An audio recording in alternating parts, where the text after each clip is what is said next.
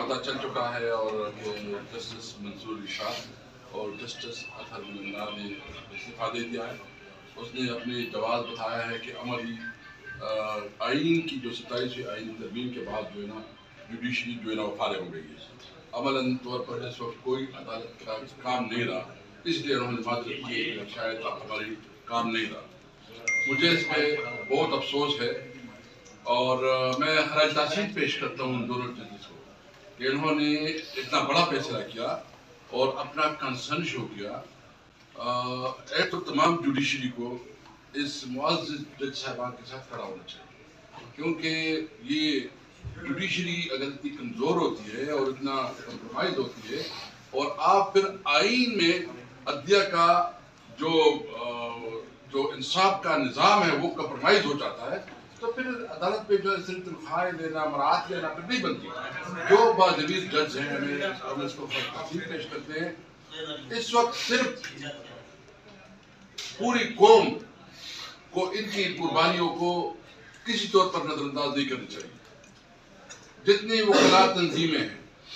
وہ بار ایسوسیشنز ہیں, وہ طلباء ہیں, وہ مزدور تنظیمیں ہیں, وہ تاجر تنظیمیں ہیں, سب کو اپنے اس معزز جج صاحبان کے ساتھ کھڑا ہونا چاہیے. ہمارے الائنس کی طرف سے کل انشاءاللہ ہم نے اپنے الائنس کا مرکزی اجلاس بلایا ہے جس میں تقریباً تمام لیڈرشپ اسلام آباد پہنچی ہے. کل 2 بجے ہمارا اجلاس ہوگا. ہم اس میں آئندہ کا رائے عمل دیں گے. یہ ملک اس طرح نہیں چلایا جا سکتا. مجھے سمجھ نہیں آ رہی کہ میاں نواز شریف جو اپنے آپ کو ووٹ کو عزت دو کی چیمپئن سمجھتا تھا اور وہ ووٹ کو عزت دو کے لیے پوری انہوں نے کمپین چلائی, لیکن آج جس طرح ووٹ کی بے توقیری اور بے عزتی ہوئی ہے, آپ نے دیکھ لیا کہ کیا کوئی آئین میں امینڈمنٹ اس طرح ہوتے ہیں کہ ایک دفعہ جو ہے نا وہ آئین میں امینڈمنٹ کر کے پھر اس کو وہ ریکٹیفائی کرے کہ اچھا اس میں یہ غلطی ہوئی, اس میں یہ غلطی ہوئی, اور پھر جو طارق صاحب ہے جو کہ لا منسٹر ہیں, ماشاءاللہ جو کردار ادا کر رہے ہیں, اور وہ کردار اس لیے ادا کر رہے ہیں کہ وہ بار ایسوسیشن کی سیاست میں ملوث ہے اور بار ایسوسیشن کو استعمال کر کے ادھر سے اسٹیٹ لے کے وہ اس قسم کی قانون سازی کر رہی ہے جس نے جوڈیشری کو عملی طور پر مفلوج کر دیا ہے. اور وہ اس کے لیے توجیہات بناتے ہیں, پھر ڈٹائی سے بیٹھ جاتے ہیں. اٹھ کو عزت کا جھوٹا بیانیہ کرنے والا نواز شریف کل جو ہے صورتحال میں آپ تو نہیں آتا, کل ووٹ کے لیے بھی آیا. تو میں سمجھتا ہوں کہ اس وقت عملاً اس پارلیمنٹ سے عوام کی اعتماد اٹھ چکی ہے. ہم نے آج اس کا بائیکاٹ کیا جو قانون سازی ہو رہی تھی, اور ساتھ ساتھ جو پیپل پارٹی کا کردار ہے, بھٹو کی جو کاوش تھی, جو بہت بڑی کنٹریبیوشن تھی 1973 کا آئین, 1973 آئین جو اس کے نواسی نے بلاول بھٹو نے ان کو دفنا دیا, اس کو ختم کر دیا. جو پیپل پارٹی کے پاس ایک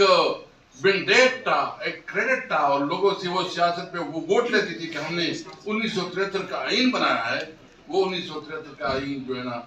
بلاول بھٹو نے ختم کر دیا. اس وقت میں صرف عوام کو یہ کہنا چاہتا ہوں کہ یہ پاکستان تحریک انصاف اور ہماری الائنس انشاءاللہ عوام کو مایوس نہیں کرے گی. ہم اپنی جدوجہد قانون اور آئین کے اندر رہتے ہوئے اپنی پرامن جدوجہد جاری رکھیں گے, کیونکہ میں کوئی ابھی ایسی بات نہیں کر سکتا. کل ہمارا الائنس کی میٹنگ ہے, اس میں تمام لیڈرشپ ہوگی, اس میں فیصلے ہوں گے کہ ہم نے آگے کیسے بڑھنا. دوسری بات, آپ کو پتہ ہے کل ہم نے پشاور میں ایک بہت بڑا قومی جرگہ منعقد کیا, اور وہ قومی جرگہ تاریخی جرگہ ہے. یہ اس کی وہ نکات ہے, میں آپ کو دینا چاہتا ہوں, یہ آپ اس کو جو ہے نا یہ سارے پوائنٹس اس میں, یعنی یہ وہ جرگہ ہے کہ جس میں تمام سیاسی پارٹیاں اعلامیہ قرارداد ریزولوشن, یہ اعلامیہ ہے جس میں تمام پولیٹیکل پارٹیز انکلوڈنگ مسلم لیگ نون, پیپل پارٹی, ANP, جمعیت علماء اسلام, مطلب جو پارلیمان میں ہے اور پارلیمان میں نہیں ہے, جو سول سوسائٹی ہے, جو وہاں کے ٹریڈرز ہیں, وہاں کے میڈیا کے لوگ ہیں, سب کو ہم نے بنایا تھا. یہ کنسنسس ڈاکومنٹ ہے, मैं आपको इसलिए दे रहा हूँ क्योंकि आपके पास आज टॉपिक अलग है, लेकिन हमने वहाँ खैबर पख्तूनख्वा में तमाम सियासी पार्टियों को बिला किसी तासुब की उसके जो है ना जितने भी इख्तिलाफात थे उसके साथ, इसके बावजूद हमने एक कामयाब जरगा करवाया और उसमें हमने सिफारिशात दी हैं,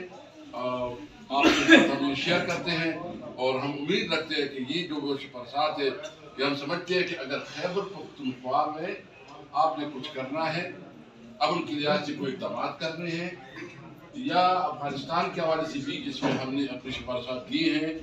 और वो सिफारिशात जो है ना इनकी अपनी पार्टी के लोग भी थे, उसमें तमाम एक कौमी